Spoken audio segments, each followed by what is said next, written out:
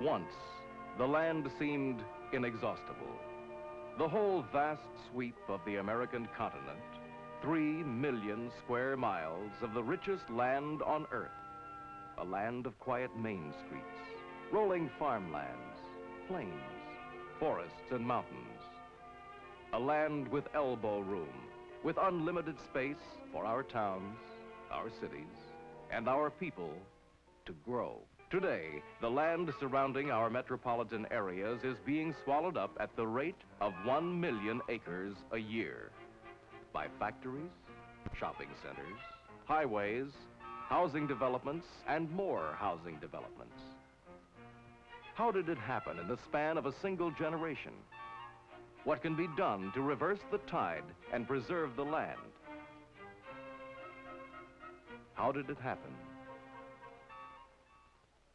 Let's examine a typical metropolitan area of the 1920s, just a generation ago. Here at the heart of the city, a concentration of shops, business offices, hotels, apartments, factories. Farther out, pleasant middle-income residential areas. Rapid transit lines fanning out in a half-dozen directions to the city limits. A few miles beyond, a ring of sleepy little towns that housed local tradespeople and upper-income businessmen from the city. Each suburban town had its own government, its own community services. There was no overall planning agency for the area. No one foresaw the need for such an agency. Neither the city nor its satellites prepared for change, because none of them expected change. Not even when the family car arrived on the American scene in a big way, bringing new homes, new families to the suburban fringe. Depression halted that first tentative expansion throughout the 1930s, and World War II brought housing construction to a standstill for the first half of the 1940s. Then they came back from the war, 15 million GIs, clamoring for new homes and a piece of land in the country. Almost overnight, suburbia was born. 500,000 homes sprang up around the country in 1946. Nearly 1 million in 1947. 1 million in 1948. Still more in 1949, 1950.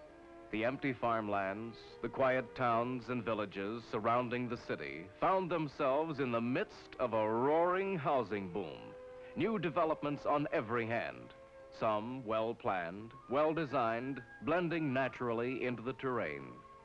Some seem to have been thrown together in monotonous rows as the project builders raced to keep up with the demand for more and more homes. Where the families moved, the trade and service facilities followed, and the factories moved with them. Land costs soared everywhere. The old rule of thumb that land represents 10% of the cost of house and lot went by the boards.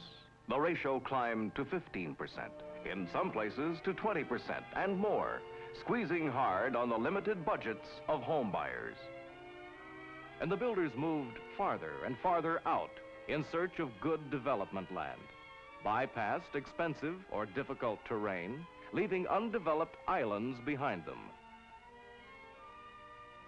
Wherever the new subdivisions went, they created problems for the unprepared communities of the new suburbia.